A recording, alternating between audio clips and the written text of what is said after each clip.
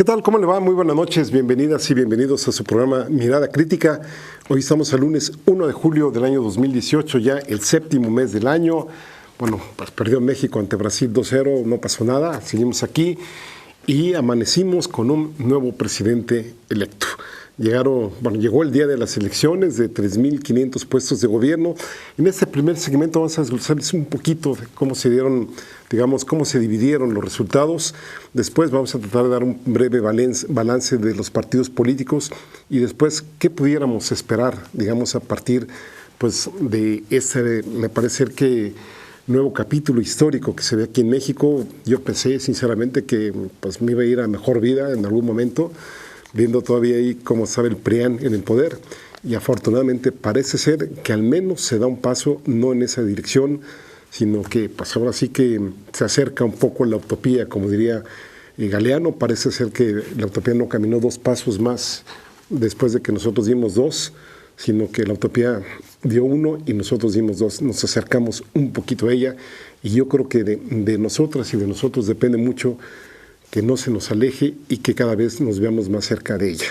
Bueno, pues en la presidencia de la República, con los conteos del PREP, del programa rápido de resultados electorales, pues van a estar variando un poco las cifras. Ahí está López Obrador arrasa, que la última cifra que tenemos por acá, 53.4% Andrés Manuel López Obrador. Una cifra altísima, sobre todo si consideramos todo el contexto en donde se da la votación, la compra de votos, que ya la discutiremos un poco. Ahí está Ricardo Anaya con el 22.6%, sí, un poco redondeando.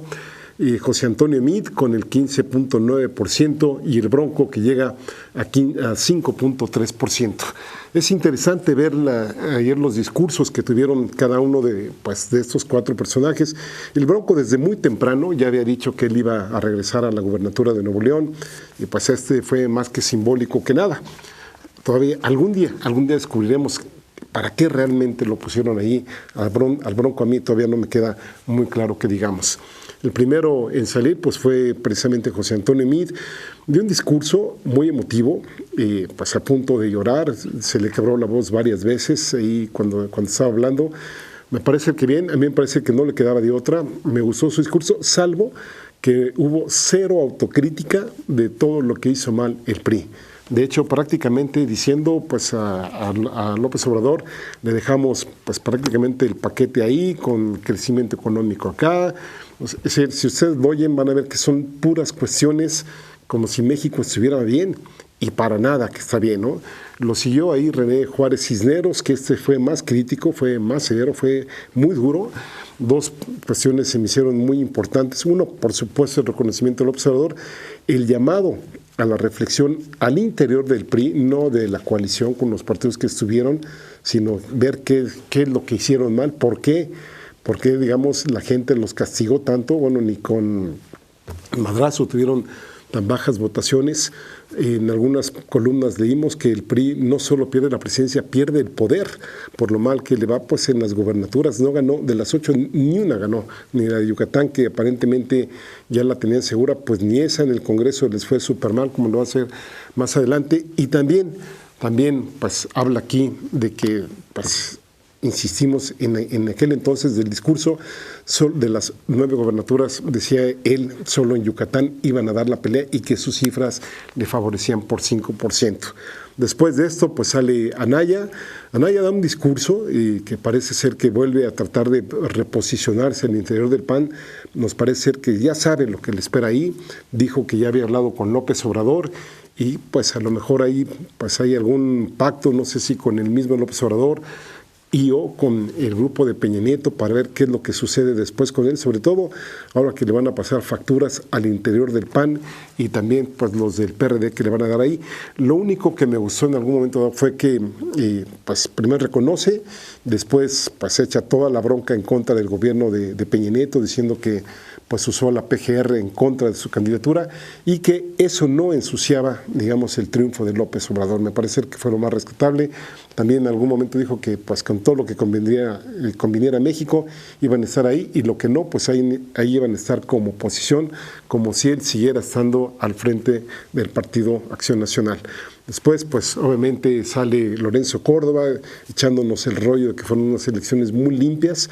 No tanto, a lo mejor el día, pues el propio domingo sí, pero lo que estuvo previamente a mí me parece ser que no, que México fue afortunado en las condiciones en que se dieron finalmente las elecciones.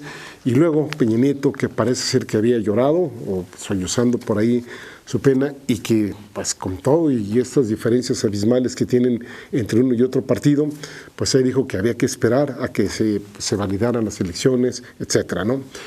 En el campo de las gubernaturas, les decía, de las 9 que se pelearon, 3 estaban actualmente, están todavía hasta que ya se haga el cambio de poderes en manos del PAN. Ahí está Veracruz con Yunes, Puebla, ¿no?, con el grupo de Moreno Valle, y Guanajuato. El PRD tenía 3, la Ciudad de México, Morelos con Graco Ramírez y Tabasco. Y una tenía el Partido Verde Ecologista de México, Chiapas con el gobernador Velasco Cuello, y pues el PRI que tiene hasta el momento Yucatán y Jalisco. ¿Cómo se hace esa recomposición ahora? Morena gana 5 de las 9 gubernaturas. La Ciudad de México, con todo y todo, gana Claudia Sheinbaum, más o menos con el 47% de los votos. En Chiapas gana Morena también con Rutilio Escandón. Él más o menos se lleva el 42% de los votos. Morelos con Cuauhtémoc Blanco obtuvo de las votaciones más altas, 54%, 53.8% para ser exactos. Tabasco con Adán Augusto López, que es la tierra de López Obrador, se sube hasta el 64.3%. Y Veracruz, esta que ya pues de Yunes ya la tenía prácticamente en la bolsa según ellos, inclusive si ustedes recuerdan las fotos del último cierre de campaña del PAN ahí, pues gana Morena con Cuitláhuac García con 46% de los votos. El PAN, la coalición PAN, PRD y Movimiento Ciudadano gana 3 gubernaturas. Puebla, hay que hablar aparte de Puebla. Ayer las cifras que daban, por ejemplo, en las encuestas de salidas, la empresa esta que fue la referente, sobre todo la de Consulta Mitofsky, pues le daba hasta 10 puntos de ventaja al candidato de Morena, y hoy nos amanecemos pues como en el 2006 con que pues va ganando la candidata, la esposa pues del exgobernador Moreno Valle. Estoy hablando de Marta Erika Alonso, con ahora digamos con el PREP a un 76%, pues con un 38% de votos. Luis Miguel Barbosa va con entre 34 y 35%. José Enrique Guerrero del PRI se desploman hasta el 18%. También esta coalición gana Guanajuato, ahí prácticamente con la mitad de los votos, y Yucatán, aquí solo, digamos, en coalición Partido Acción Nacional y Movimiento Ciudadano con 40.5%, por arriba, pues del candidato del PRI, que supuestamente ya se lo daban como un hecho.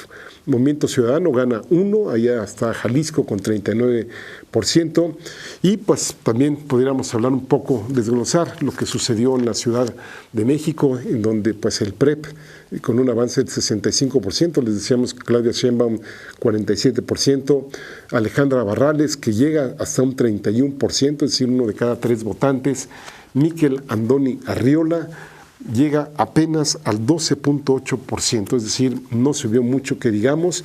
Siguió el desplome del PRI en la Ciudad de México, Mariana Boy del Partido Verde Ecologista con 3.9%.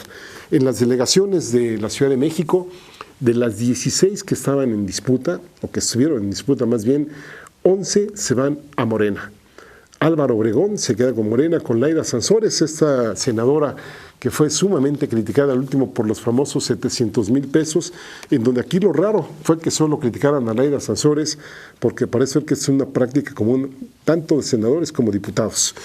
Otras delegaciones en manos de Morena, Azcapotzalco, donde prácticamente 1 de cada 2, estamos hablando del 49.8%, la delegación Cuauhtémoc 50.1%, Gustavo Amadero 49%, Iztacalco 47.7%, Iztapalapa, que es de las que más densidad poblacional tienen, con Clara Brugada 48.5%, Magdalena Contreras 44.3%.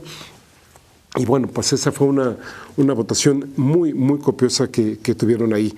En el caso también gana Tlalpan, si mal no recuerdo, A ver, déjenme verificar aquí. Sí, es Magdalena Contreras con 44.3%, Miguel Hidalgo 42.9%, Tláhuac 47.7%, y Tlalpan también 52%, y obviamente Xochimilco con 44.5%. 11 delegaciones para Morena de 16 para hacer sus primeras elecciones, estuvo nada mal. La coalición del PAN, PRD, Movimiento Ciudadano se queda con 4. Benito Juárez, esta delegación que tiene el mayor índice de desarrollo humano con 47%. Coyoacán, pues que fue abanderada ahí por el futbolista Manuel Negrete con 46%. Milpalta con 37.4% y Venustiano Carranza con 45.4%. Y el PRI también borrado, solo se quedó con Coajimalpa, por cierto, con la votación más baja que se tuvo para ganar una delegación. La ganaron con el 37%. ¿Y qué decir del Poder Legislativo? Estamos hablando, por ejemplo, de los diputados. Recuerden, en el país tenemos más o menos 300 diputaciones, 300 distritos, vamos a llamarlos exactamente por su nombre, y con avances del PREP a un 48%, pues Morena se queda con 219 de los 300 distritos. Fíjense, como tal, como coalición, Morena, PES, PT, se quedan con 211, PAN, PRD, Movimiento Ciudadano con 63, PRI, Partido Verde y PANAL solamente con 12, Morena por sí mismo se queda con 8, PAN con 5, PRI con 1 y con 0, PRD, Partido Verde Ecologista de México y el PT. Con estos resultados, pues podríamos decir que la coalición de López Obrador tendría mayoría simple. Estaría sumando alrededor de 250 curules, 250, 252 en la nueva conformación que va a haber de las 64 legislatura. Más o menos Morena va a tener de 47 que tiene en este momento a más de 120. El Partido del Trabajo va a tener más de 60 y el Partido Encuentro Social también va a tener más de 60.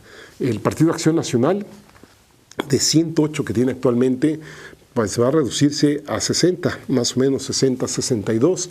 El PRD y el Movimiento Ciudadano pues van a quedar con alrededor de 30 cada uno. El PRI, otra debacle también aquí en este indicador, de 204 que tiene actualmente en esta legislatura, pues va a pasar a tener solamente alrededor de 40. La peor que ha tenido en su historia. El Partido Verde va a tener 20, el PANAL 10. ¿Y qué decir de los senadores aquí en el país? Sabemos que hay 32 distritos, obviamente uno por estado, y de acuerdo a los resultados del PREP, digamos los que se tienen hasta el momento, Morena, la coalición con el PES y con el PT, van a tener 25. Con la coalición PAN, PRD, Movimiento Ciudadano va a tener 4, la coalición PRI, Partido Verde, PANAL, solamente va a tener 1. Un senador de los 128 le van a tocar a la coalición.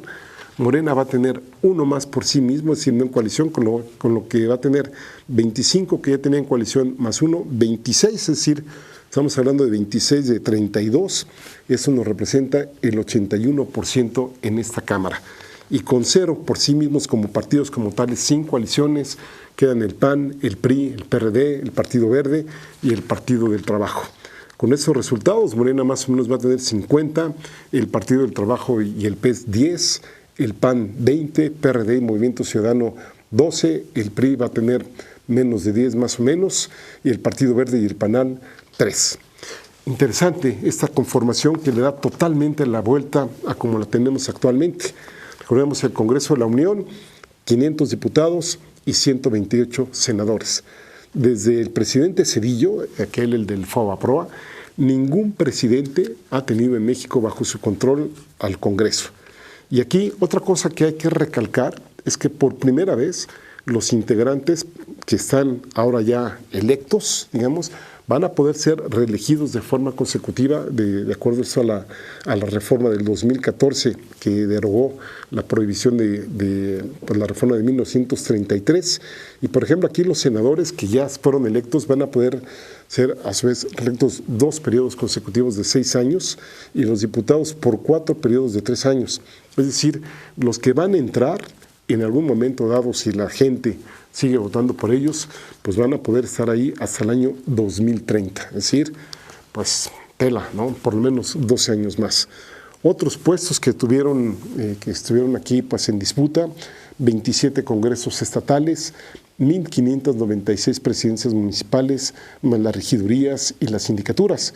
Todo esto nos da un total de 8.299 cargos, en las cuales pues ahí hubo algunos independientes, uno por la presidencia que fue el Bronco, 7 al Senado de la República y 38 por una diputación.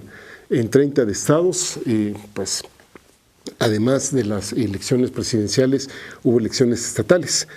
Según el INE, el Instituto Nacional Electoral, estas elecciones nos costaron 45.620 millones de pesos. Y allí están incluyéndole lo que es la organización, supuestamente garantizar la justicia electoral, perseguir los delitos electorales y también pues, el financiamiento de las campañas electorales. De entrada, por supuesto, podríamos decir que no se cumplió la idea original de empatar 30 elecciones locales, por eso fue tan grandes estas elecciones, con las federales, supuestamente para abatir los altos costos de la democracia mexicana. Para nada, ¿no? Aquí parece ser que esto va como una espiral y no es que no siga aquella regla económica, que todo lo que sube tiene que bajar. Aquí para nada, ¿no?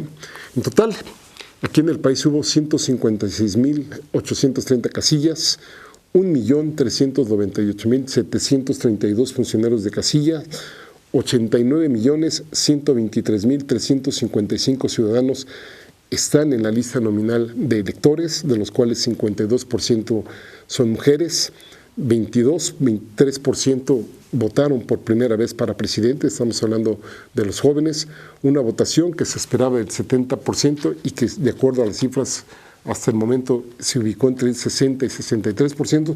Muchos no pudieron votar, no porque no quisieran, sino porque no pudieron.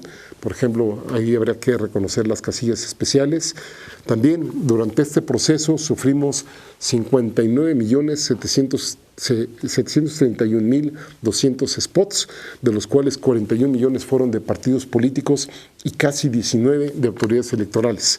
Se imprimieron 281 millones de boletas, más o menos casi 282 millones de boletas. El costo de las boletas fueron 210 millones de pesos, más lo que costó todo el material y documentación electoral que se utilizó en las casillas. En los estados que hubo mayor número de votantes, pues ahí pudiéramos decir que sobresale el Estado de México, que era pues casi las joyas de la corona, la Ciudad de México, 7.6 millones de votantes, Jalisco casi 6, Veracruz también casi 6, Puebla 4,5 y Guanajuato 4.3 millones. Pero ¿cómo se dieron estas elecciones? De esto vamos a hablar en el próximo corte de aquí de Mirada Crítica. Vamos a hacer una pausa y continuamos.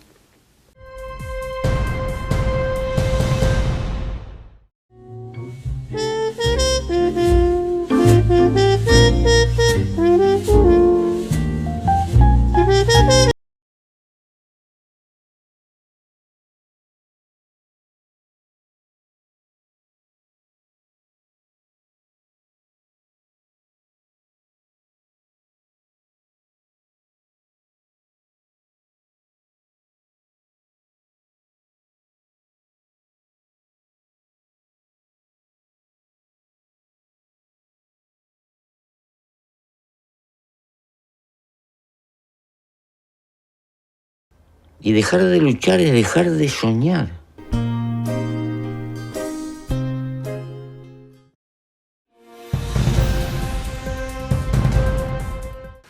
Esta es Mirada Crítica aquí en rompeviento.tv. Pues una fiesta muy grande que hubo ayer en el Zócalo, la gente pues fue muy espontáneamente a celebrar un discurso muy interesante, muy propositivo de Andrés Manuel López Obrador, incluso ya el que había dado en el hotel previamente.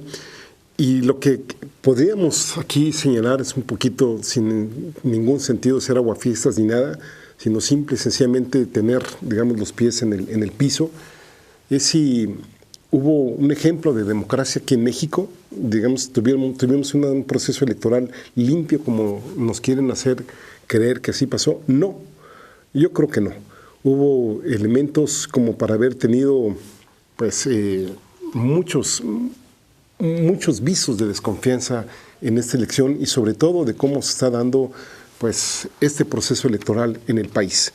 Primero que nada, pues obviamente habría que hablar de la violencia social que no para en México, ¿no? Cada mes aquí estamos hablando de que si hubo 2.500, que si hubo 2.300 muertos, que cada mes se va pues, batiendo el récord anterior. No para esa violencia. Recordemos, mayo fue el mes más violento del que se tenga registro, por lo menos desde 1997. No solo, digamos, en lo que se refiere al número de personas asesinadas, sino robos, secuestros y extorsiones, entre otros indicadores. También hay que decirla, la más que alarmante cantidad de políticos asesinados. Eso no se nos debe de olvidar esta situación. De septiembre de 2017, que empezó, digamos, ya el proceso como tal, a fines del pasado mes de junio, estamos hablando de 10 meses, al menos 133 políticos o políticas, entre ellos 48 candidatos y candidatas, fueron asesinadas o asesinados. Todos estos candidatos, por supuesto, no tuvieron la oportunidad de ser votados y obviamente pues tampoco nosotros pudimos votar por alguno de ellos o alguna de ellas. No, ahí para nada, ¿no? En muchas zonas del país esto no fue posible. La delincuencia organizada, los grupos organizados no permitieron la llegada de algunos y no sabemos la de cuántos sí que les permitieron llegar ahí conforme a los intereses de los grupos dominantes en ciertas regiones. Aquí, por ejemplo, déjenme citar a René Delgado, que escribe muy atinadamente, sabemos, digamos, puso aquí, sabemos quién es el crimen político o delincuencial, no quería ver en la boleta, dice, pero no a quienes colocó en ella. Es decir, sabemos a quiénes eliminó de ahí, pero no sabemos a cuántos sí financiaron y ahí están. Esto, en cualquier democracia, en cualquier país, esta intervención, esta mortandad, esta inseguridad, estas amenazas, estas condiciones pues anormales, exigiría o habría exigido una contundente campaña pues en que se revirtiera estas condiciones. Pues de parte de la autoridad gubernamental, actuar con rapidez y firmeza, no dejar impunes estos crímenes y a ver cuántos se han resuelto. De parte de los candidatos presidenciales, pues lo único que obtuvimos fueron pues prácticamente lamentos, ¿no? Ahí pues lamentamos lo ocurrido, exigimos justicia y ya está ahí, no pasó más allá, ¿no? De parte de la autoridad electoral, pues demandar, por supuesto, con firmeza la libertad y la seguridad para que la población pudiera ser votada y obviamente los candidatos y las candidatas pudieran ser votados también. No hubo nada de eso. Lo que vimos fue una falta de respuesta gubernamental pues que fuera efectiva, ¿no? Y aquí todos los partidos políticos, todos sufrieron ataques, todos sufrieron amenazas, todos sufrieron ejecuciones de sus aspirantes, o bien de políticos que ya estaban en funciones y también, igual de malo, pues no solo asesinaron a veces a los propios candidatos, sino también a veces hasta a sus familiares, a sus amigos y a las personas que tenían, ahora sí que el infortunio de estar en la hora y en el lugar equivocado. Un segundo punto u otro punto adicional que tendríamos que poner aquí en estas elecciones es la quema y el robo de paquetería electoral. Por ejemplo, pues aquí hubo varios casos que se conocen, ahí está Nahuatzén en Michoacán, en donde pues 750 boletas fueron quemadas, esto según información oficial. Para la elección de diputados locales pues hubo también en varios estados robos y también pues esto según Lorenzo Córdoba en sus cuentas alegres habla de que solo en 4 casillas no fue posible su instalación. ¿Y qué decir de la compra de voto, ¿no? La compra de voto fue pues descarada, fue pues prácticamente pues con la venia de las autoridades electorales, unos pues por omisión y otros porque incluso avalaron estos procesos, por ejemplo, el de las tarjetas que estaba utilizando ahí pues Anaya, ¿no? Aquí, por ejemplo, vale citar una nota del Universal que publica una queja de Acción Ciudadana contra la Pobreza. Acción Ciudadana contra la Pobreza es una ONG que agrupa a 60 organizaciones sociales. Ahí está, por ejemplo, el Centro de Estudios Espinosa Iglesias, está la Red por los Derechos de la Infancia en México, que es la Redín, está Save the Children también, Alianza Cívica, México Evalúa, entre otras, bueno, hasta sumar 60, ¿no?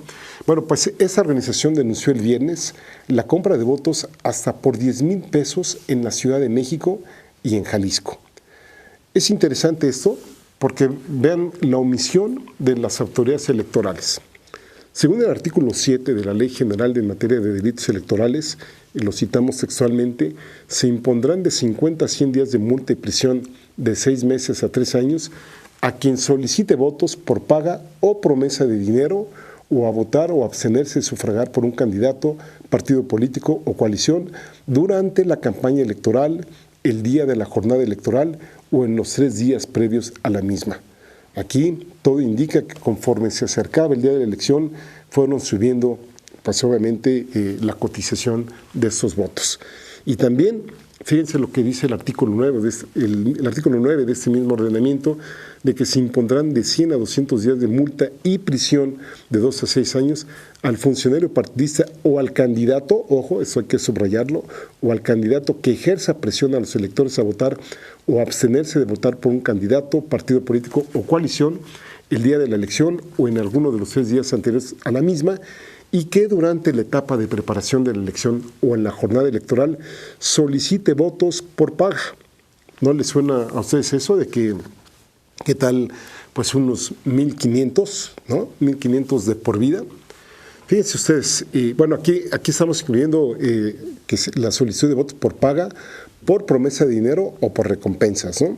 Bueno, en mayo se ofrecían 500 pesos, les decía, pero ya hasta hace pocos días subieron de 500 hasta 10,000 según el Estado de la República y dentro del Estado de la República según de la región que estemos hablando, ¿no? Por ejemplo, a mí en Chiapas me tocó ver en algunas partes de los Altos pues votos hasta por 2,000 pesos que se estaban ofreciendo.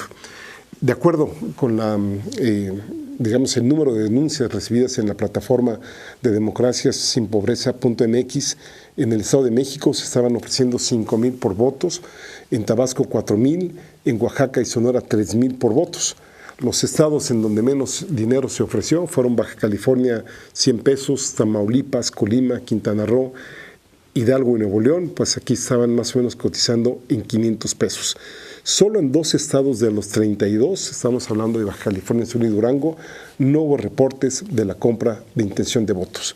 Y en estos reportes se incluyeron pues, el reparto de despensas, las alarmas vecinales, el uso de cisternas, más bien dicho la dotación de cisternas o apoyo para construirlas, promesas o amenazas de entregar o quitar beneficios de algún programa social a cambio del voto, entrega de dinero en efectivo, reparto de tarjetas electrónicas o monederos con promesas de depósitos en efectivos posteriores a la elección, y también se registraron acciones de dar dinero en efectivo a cambio de la entrega de la credencial de elector.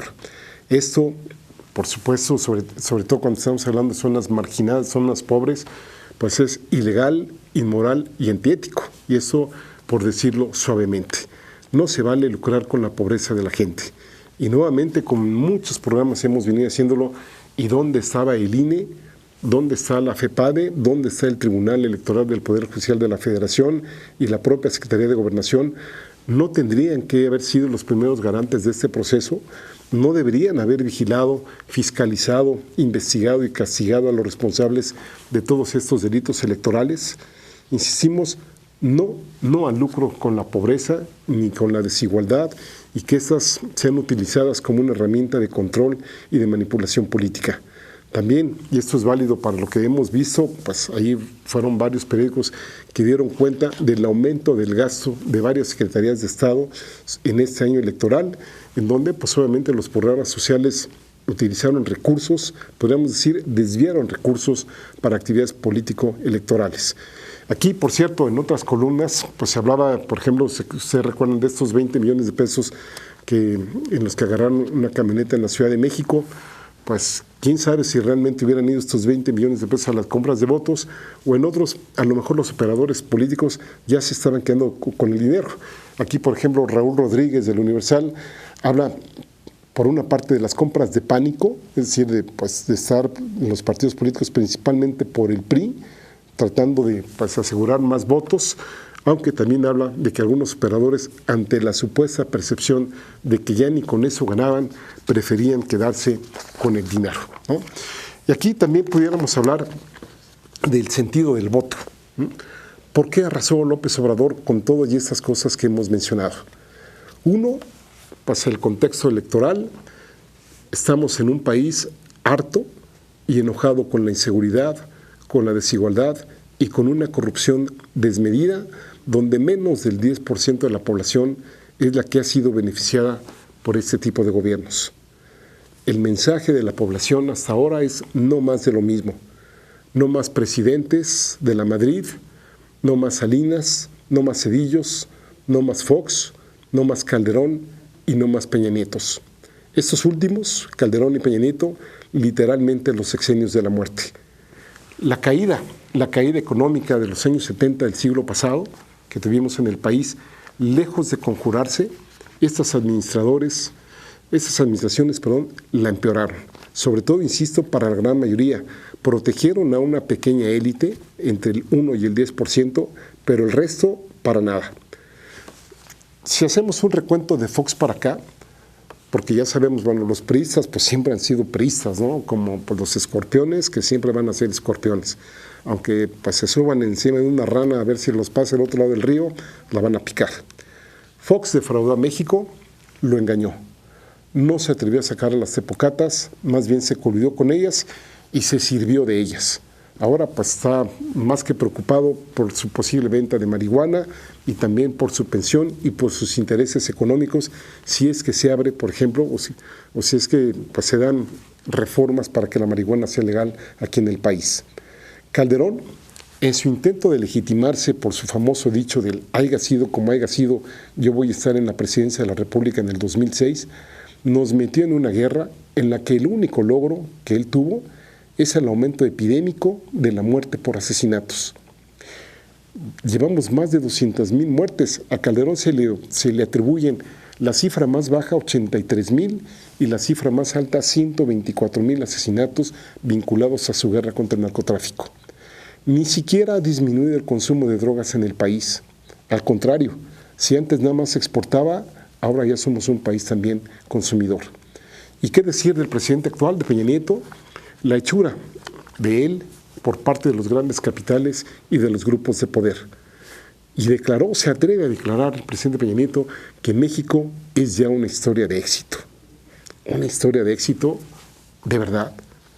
De diciembre de 2012, que él asumió la presidencia, a mayo de 2018, han sido asesinadas, según cifras oficiales, al menos 109,557 personas, faltando 6 meses por contar, es decir, de junio al 30 de noviembre. Con Calderón, si nos atenemos solamente a las cifras oficiales, fueron 104,089, es decir, ya Peña Nieto lo rebasó al menos por 5,000, más las que desafortunadamente se sumen de aquí a que asuma López Obrador. Entre estos dos presidentes, cifras oficiales que no son las reales, que nos parece ser que están subestimadas, llevan entre los dos 213,646 muertes, casi 18,000 asesinatos por año. Aún así, Peña Nieto dice que México es una historia de éxito.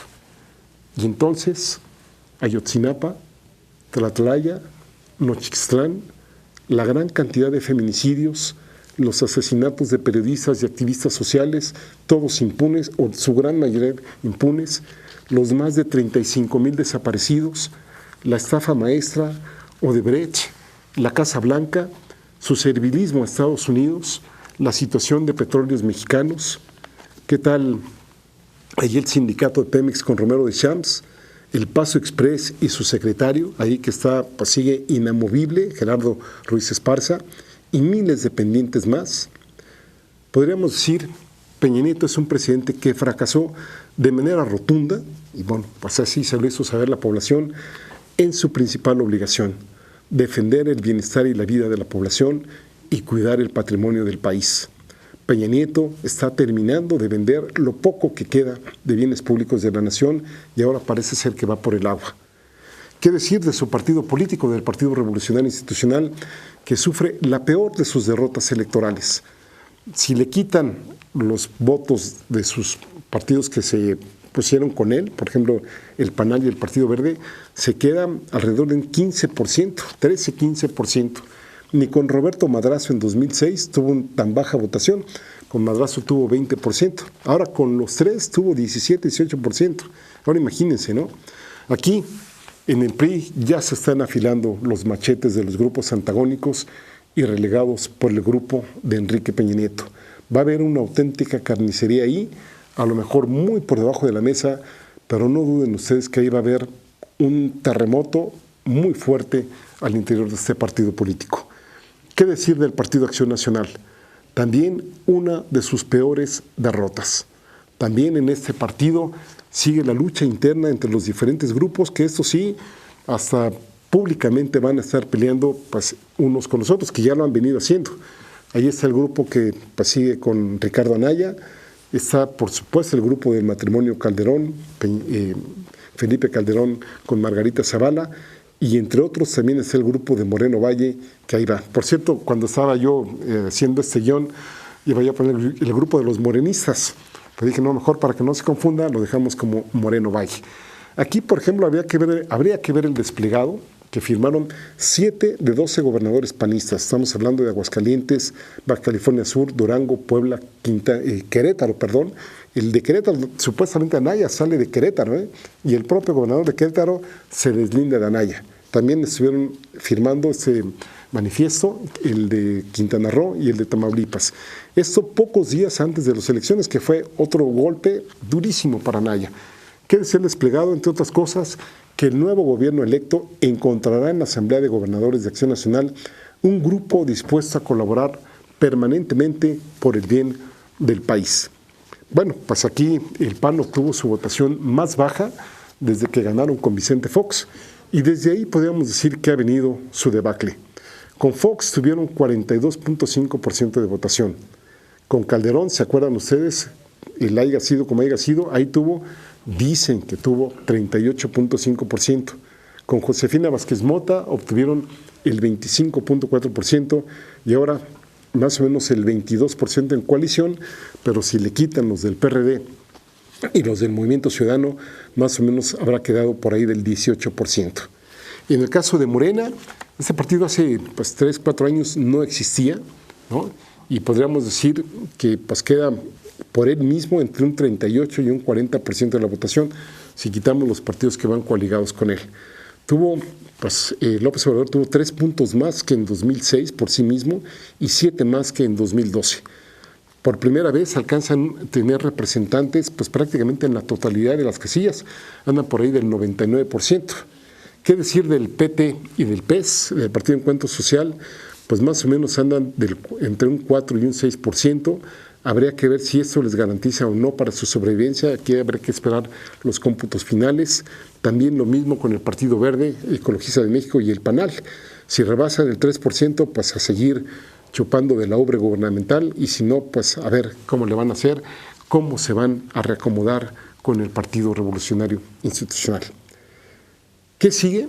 Eso vamos a hablar en el siguiente segmento de aquí de Mirada Crítica. Ahora volvemos.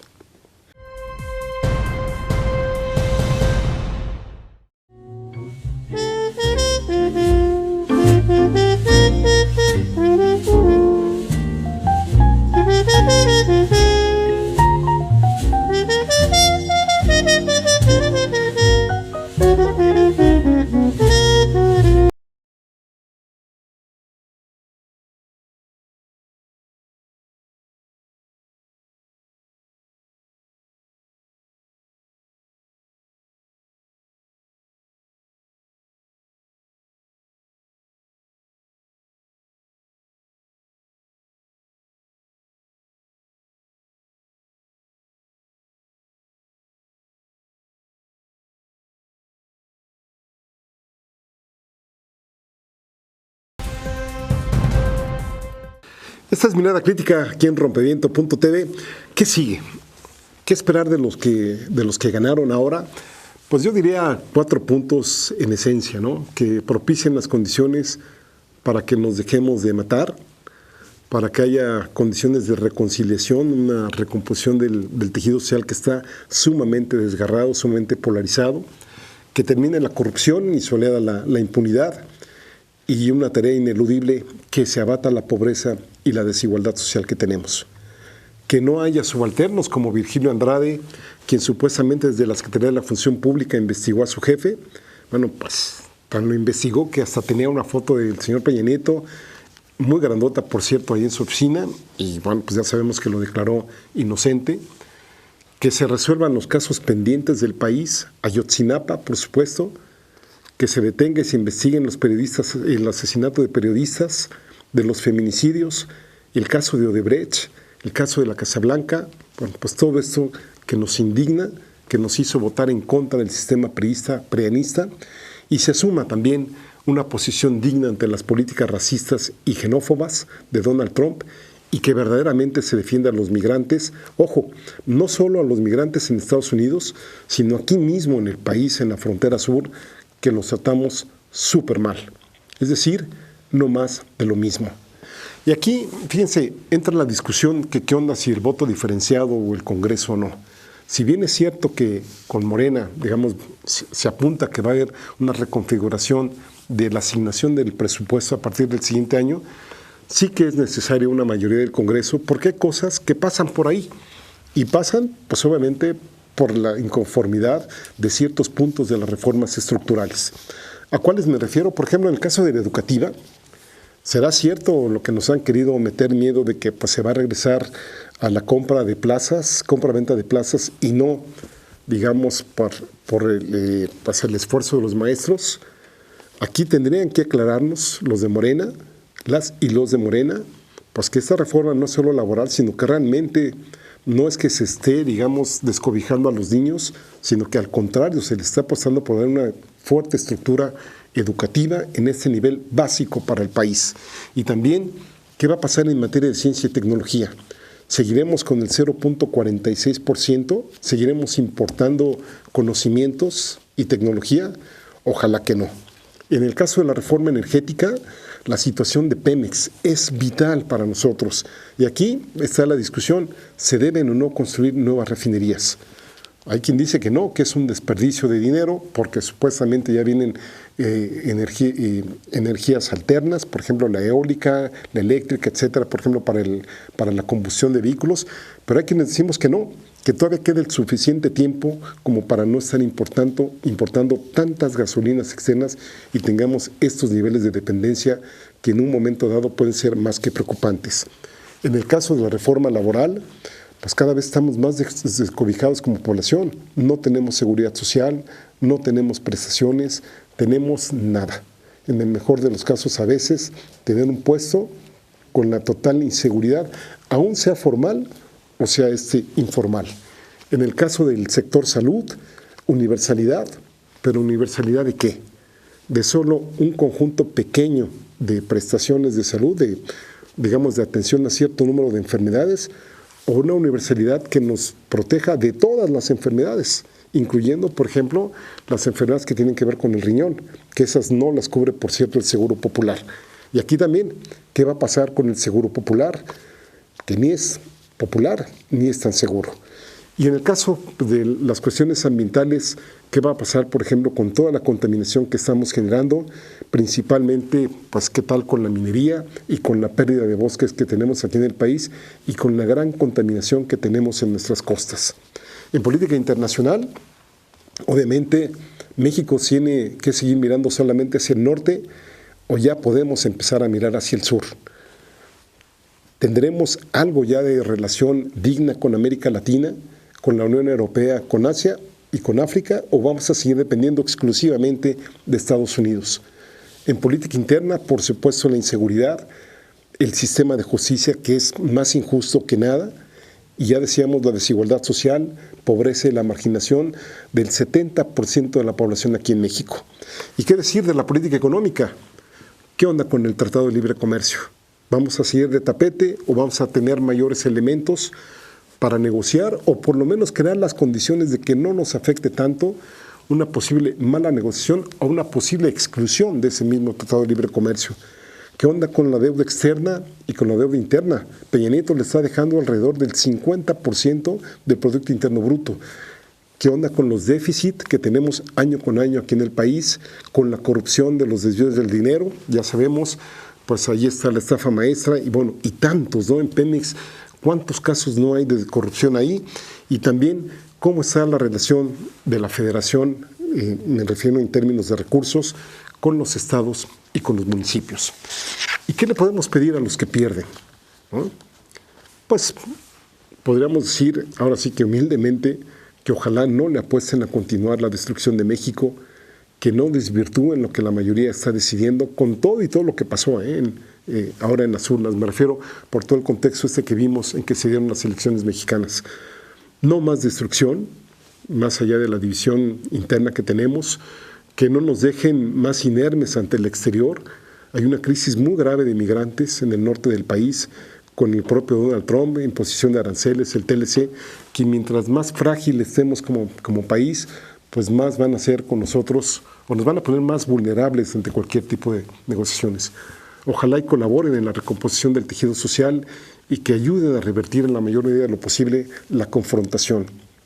El país va a continuar sin ellos o a pesar de ellos, y ya toca dar la oportunidad, el beneficio de la duda, por lo menos, ojo, el beneficio de la duda a otras opciones de las que ya continuamente nos han venido pues dañando a muchísimos. Que vigilen, que monitoreen, pero que no frustren, que no boicoteen la oportunidad de beneficiar no siempre a los mismos. En el Congreso, por ejemplo, también, que es súper importante, que termine la corrupción, la opacidad, los moches y las dietas discrecionales. La semana pasada Reforma publicó una investigación sobre una banda de crimen organizado que está integrada por los propios diputados estatales de todos los partidos políticos y que opera desde el propio Congreso de San Luis Potosí. Aquí la pregunta es, ¿cuántos congresos estatales o grupos del Congreso Nacional operan bajo estas circunstancias? ¿Y qué decir de la Cámara de Senadores? Ya mencionábamos por ahí el reciente escándalo de la senadora Laida Sansores.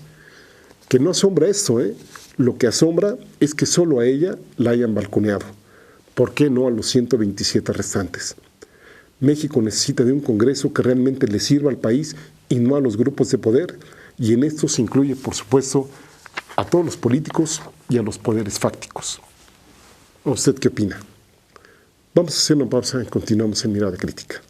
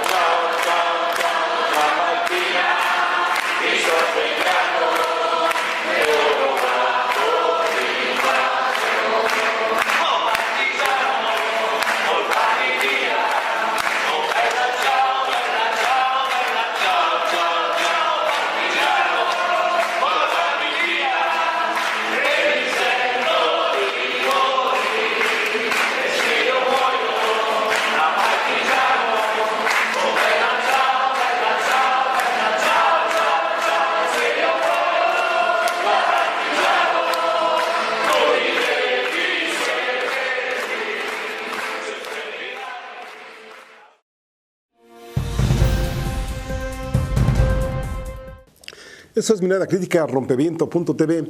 Si nos pasan los cartones, por favor, de esta semana hubo muchos, tuvimos que dejar fuera por parte de tiempo. Este no es un cartón, esta es una foto donde pues, personas afiliadas al PAN estaban comprando votos. Parece ser que por ahí un grupo delincuencial los cachó, como en Acapulco también pusieron mantas de que ni se atrevieran a comprar votos o a intentar la compra de votos, los desnudaron y los hicieron caminar en la calle. Esta foto fue muy viralizada en redes sociales y por eso la traemos, porque quisimos dar por ejemplo, unos ejemplos de cómo se dio el antes de las elecciones de ayer domingo. Este es el segundo cartón, si nos lo pasan por favor. Este es de Hernández. Bueno, ya sabemos cómo operó la iniciativa privada. Ahí está el de Herdes, el Consejo Coordinador Empresarial. En muchos sitios, parece que en Aeroméxico también, pues con las amenazas, ¿no? Aguas, porque aquí la empresa se puede caer y si gana López Obrador te vas a quedar sin empleo, etcétera, ¿no? Y aquí Hernández lo dibuja muy bien. Dice, piensa ahí en tu voto, no vayas a equivocarte. Pues, ¿qué le piensan, no? Si los están ahí aplastando a la población con este sistema económico que tenemos. Este tercero, fíjense, habla del mapa de compra de votos que tuvimos.